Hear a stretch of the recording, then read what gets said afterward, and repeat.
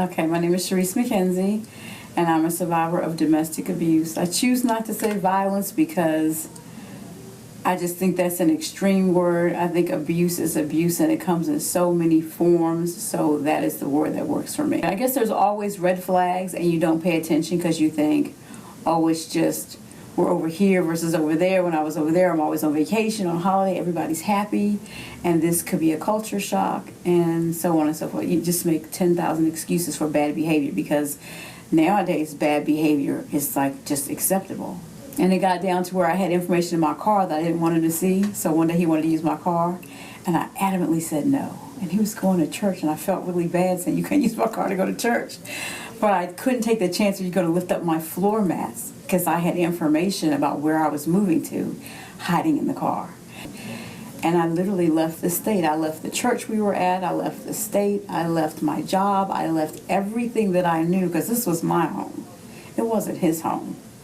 Just to have some peace because I got to the point where I felt like my sanity just was not for sale. And you've taken everything else. I don't think, at this point, I don't even think that much of myself, but I think enough to know that I got to show my daughter something better than this. This is not how grown folks are supposed to act. And that's where I was. And so I kind of hung on to the scripture, the Psalm 27 song, where it says, I had fainted unless I had believed to see the goodness of the Lord in the land of the living. Because people generally tell you exactly who they are, but sometimes we're just not paying attention. And I just decided I was going to see what I wanted to see. And that's all I saw. And I made excuses for every behavior, every comment, every lack of connectivity. I made an excuse for it, even though I said, this is not normal, that's not right, who does that?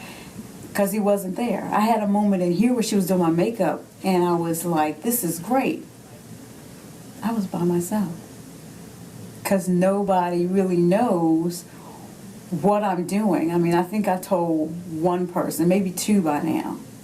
But I don't think they understand what I really went through. They just know she got tired, she left. Many women or men leave a marriage. They don't really know what went on. Like I thought, this is like 8 years later, fast forward, I thought I was okay. I thought I'm good, I could talk about this now. And at any given moment, I will be in tears, just whether I'm reflecting, depending on what I'm saying. I'm sound in mind, but in my judgment. I think that's the one thing I question. I want to second guess and think the wrong thing about the right person because I'm not that trusting of people's behavior. I'm not that trusting of, well, you did this, but does that really mean that you have good intentions?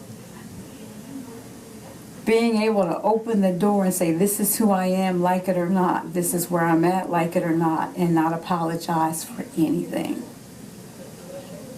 That's when I know I'm healed. Listen to the inner voices. Take heed to what you're feeling and what you're seeing and what you're hearing, and take action. Don't make excuses. Decide that you believe that all the signs are just that, signs, and then you have to make a decision and take action based on whatever that decision is for you. And you don't have to apologize.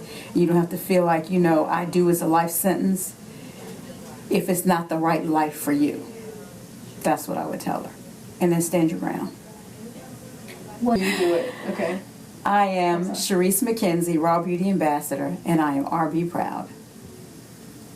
Awesome. Thanks, Charrisse. You're welcome. All right.